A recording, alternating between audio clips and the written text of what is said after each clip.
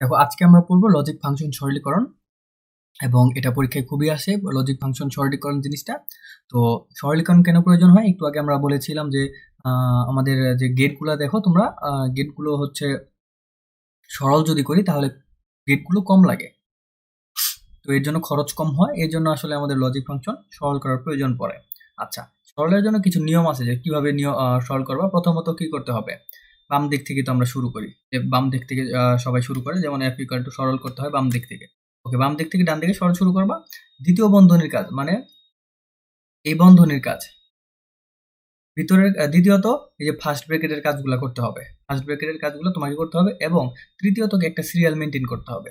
Not গেটের কাজগুলো আগে করতে হবে, তারপরে এন্ড গেট, তারপরে অর গেট। এইভাবে হচ্ছে একটু ক্রম আছে। তোমরা যে সরল করার জন্য কি বদমাস থিওরি অ্যাপ্লাই করছিলে না, ওইটার মতো কিছু নিয়ম মেনটেন করতে হবে। আচ্ছা, সরলীকরণের জন্য একটি নির্দিষ্ট ধাপে যদি কোনো উপপাদ্য, হ্যাঁ তুমি দেখো সবসময় আমাদের কি, আমরা যে উপপাদ্যগুলো শিখছি না, সেই উপপাদ্যগুলো যদি প্রয়োগ না করা যায় কখনো, তাহলে বুঝতে হবে সরলটা আর সরল হবে না, সেটা সমীকরণটা আর সরল করা যাবে না। কারণ কখন বুঝবো সরলটা হয়ে গেছে, যখন দেখবো যে আর কোনো উপপাদ্য অ্যাপ্লাই করা যাচ্ছে না, তখনই আমাদের বুঝতে হবে। ওকে, তো আমি যখন উপপাদ্যগুলো পড়িয়েছিলাম তখনও বলেছি, এখনো একটু বলে নেই, সরলের জন্য মোস্ট ইম্পর্টেন্ট যে জিনিসটা লাগবে সেটা হচ্ছে এই যে সূত্রটা, এই সূত্রটা তোমাকে জানতে হবে। A plus B C equal to A plus B into A plus C, এই যে উপপাদ্যটা, এটা তোমাকে জানতে হবে, কারণ এটা আমি দেখেছি অনেক কাজে লাগে এই জিনিসটা। তো আর যে বাকিগুলো বেসিক জিনিস এগুলো তোমরা জানোই। ওকে, দেখো এটা শুরু করি সরল করা। এটা হচ্ছে, এটা কিভাবে করছে একটু দেখি।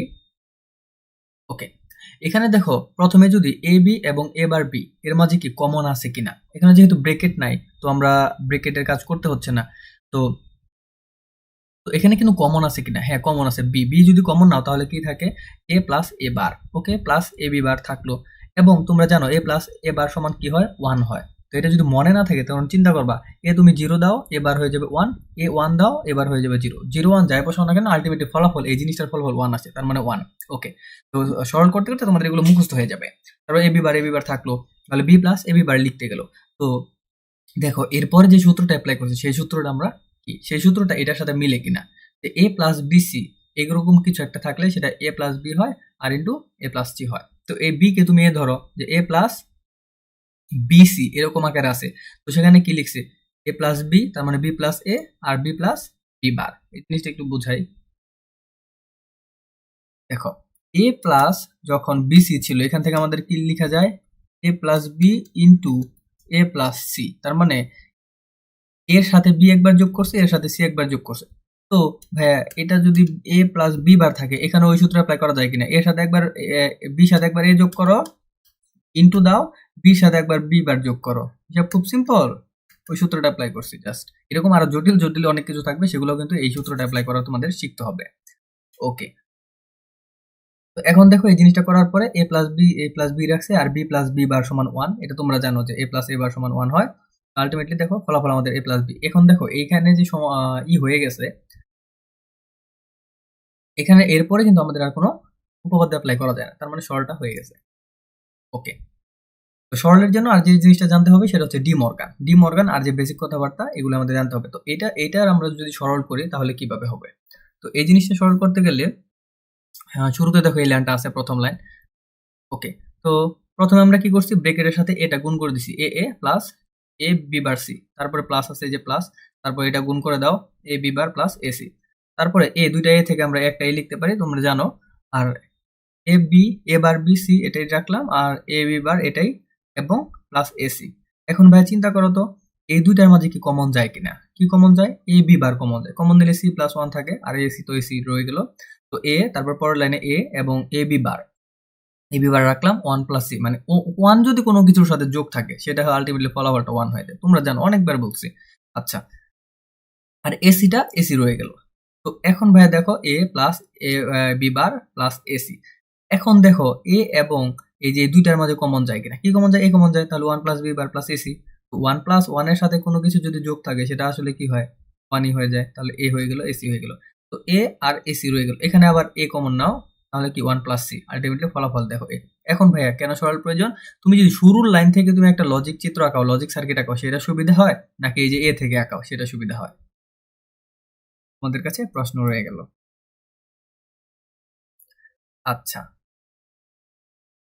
এখন ভাইয়া দেখো এটা যদি আমরা সিম্পলিফাই করি কি হবে।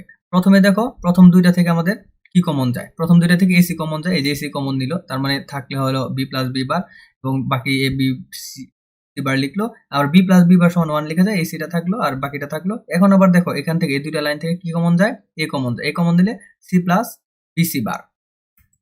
তো পরের লাইন থেকে এটা একটা উপপাদ্য, এই যে এই লাইন থেকে এই লাইন লেখা যায়, তোমরা জানো এই উপপাদ্যটা আমরা পড়েছিলাম যে A plus A bar B equal to কি হয়, এ প্লাস বি। ওকে, বেশি কিছু উপপাদ্য মুখস্থ করবে সেটা না, এটা সবচেয়ে ইম্পর্টেন্ট যে A plus B C equal to কি লেখা যায়, A plus B into A plus C, এটা হচ্ছে মোস্ট ইম্পর্টেন্ট। এবং হচ্ছে বাকি যে বেসিক কথাবার্তা মৌলিক উপপাদ্যের যে যোগ গুণ ছিল ওগুলো, আর হচ্ছে তোমাদের লাগবে ডি মর্গান, তাহলে তোমরা যে কোনো সরল সমাকলন সিম্পলিফাই করতে পারবা। ওকে, এখন যদি ভাইয়া এটা দেখি এটা কিভাবে সিম্পলিফাই করতে হয়। তো শুরুতে আমাদের ব্র্যাকেটের কাজ, যেহেতু ব্র্যাকেটে চলে যাও, ব্র্যাকেটে আমাদের কি আছে, সিসি বার আছে, সিসি বার মানে কি লেখা যায়, এ এ নট মানে জিরো, এই যে লেখা আছে এ এ নট মানে জিরো। ওকে, তারপরে ধরো এই লাইনটা চলে আসলো, এই লাইনে আমরা কি করতে পারি, ডি মর্গান অ্যাপ্লাই করছি, এই যে ডি মর্গান অ্যাপ্লাই করছি, যোগ থাকলে সেটা কি হয়ে যায়, গুণ হয়ে যায়। যেমন ধরো এ বার ছিল প্লাস বি বার ছিল, এটা ইকুয়াল ছিল। তো আমরা কি জানি, যা ছিল তাই লিখে দাও, যা ছিল তাই লিখে দাও, যোগটা হয়ে যাবে গুণ এবং সাতটা ভেঙে আলাদা আলাদা সাত হয়ে যাবে। তো এটা মানে আলটিমেটলি কি লেখা যায়, এ বি তো লেখা যায়, কারণ ডাবল বার মানে তোমরা জানো যে একে একবার উল্টালে দুইবার উল্টালে এই হয়ে যায়। তো এই কারণে দেখো এই পরের লাইনে আমরা এটা থেকে এটা লিখতে পারছি। তো এখানে দেখো কি কমন যায় ভাইয়া, এটা কমন যাচ্ছে আর এটার মানে ওয়ান হচ্ছে, তো আলটিমেটলি ওয়ান হয়ে যাচ্ছে। তো এই হচ্ছে খুবই সহজ জিনিস কথাবার্তা। তো তাহলে তোমরা যে কোনো সরল আশা করি পারবে, জাস্ট হচ্ছে এই সূত্রগুলো অ্যাপ্লাই করার চেষ্টা করবে এবং তোমাদের বইয়ে যে সরলগুলো আছে তোমরা হচ্ছে ওগুলো প্র্যাকটিস করার চেষ্টা করবে। নেক্সট আমরা পড়বো হচ্ছে এনকোডার ডিকোডার।